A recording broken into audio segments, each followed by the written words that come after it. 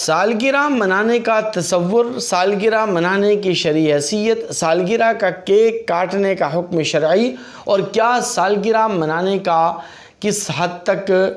جواز موجود ہے، یہ تفصیلات اس لیے جاننا ضروری ہے کہ ہمارے اسلامی معاشرے کے اندر کچھ چیزیں اس طور پر راسخ ہو چکی ہیں کہ ان کو ختم کرنا نہ صرف یہ کہ مشکل بلکہ ناممکن سے ناممکن ہوتا چلا جا رہا ہے۔ اس لیے آپ سے گزارش ہے کہ اس اہم ترین موضوع کو شروع سے لے کر آخر تک سماعت فرمائیے گا۔ ویڈیو اگر آپ کو اچھی لگے تو اسے لائک اور شیئر بھی ضرور کر دیجئے گا۔ دیکھیے، سب سے پہلی اور بنیادی بات یہ ہے کہ سالگرہ منانے کا تصور اسلام کے اندر نہ پہلے تھا نہ اب ہے، اور نہ ہی اسلام کے اندر اس قسم کا تصور پایا جاتا ہے۔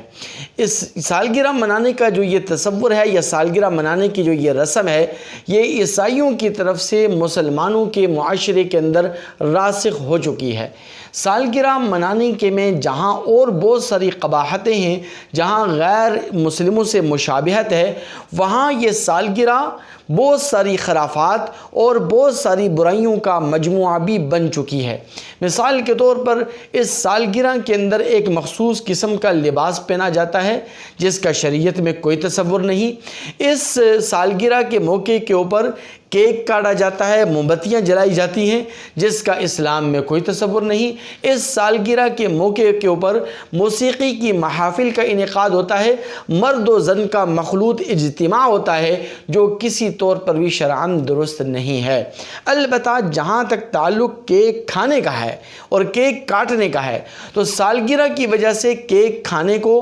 حرام تو نہیں کہا جائے گا، یہ اس کیک کا کھانا حرام ہے یا ناجائز ہے، فی نفس ہی یہ کیک تو حلال ہے، لیکن اس طرح کی تقریبات جو کہ بہت ساری خرافات کا مجموعہ ہو اور ان خرافات کا مجموعہ ہو جو میں نے آپ کے سامنے عرض کی ہیں، ایسی تقریب کے اندر شرکت کرنا بہرحال ناجائز ہے۔ جہاں تک تعلق اس بات کا ہے تو کہ کیا اسلامی احکامات کی روشنی میں یا قرآن و حدیث کی روشنی میں سالگرہ منانے کا کوئی تصور یا سالگرہ منانے کا کوئی جواز یا کس حد تک گنجائش ہے وہ موجود ہے، تو وہ علماء اور فقہاء نے لکھا ہے کہ اگر اس طرح کی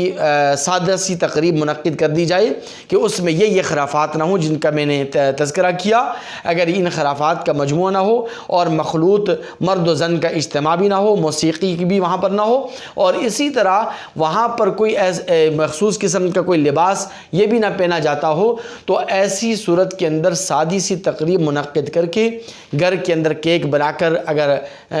کھلایا جائے اور تقسیم کیا جائے، یا پھر یہ کہ باہر سے کیک منگوا کر کاٹ دیا جائے اور بچے کی خوشی کے لیے اور اللہ تبارک و تعالی کا شکر ادا کرنے کے لیے کہ اللہ تبارک و تعالی نے ایک سال عبادات کی توفیق اور طاعات کی توفیق کے ساتھ اور نیک اعمال کی توفیق کے ساتھ مکمل فرمایا ہے، اس بات پر شکر ادا کرنے کے لیے اس طرح کی گھر کے اندر کوئی اگر سادہ سی تقریب رکھ دی جائے اور کیک اس میں کاٹ دیا جائے تو بہرحال اس کی گنجائش کسی حد تک موجود ہے، لیکن بہرحال سالگرہ کا نام دے کر سالگرہ کی تقریب منعقد کرنا اس میں بہرحال غیر مسلموں کی مشابہت ہے، اور نبی کریم صلی اللہ علیہ وسلم نے فرمایا من تشبہ بقوم فہو منہم، جو شخص کسی قوم سے مشابہت رکھے گا وہ روز محشر انہی میں سے اٹھایا جائے گا۔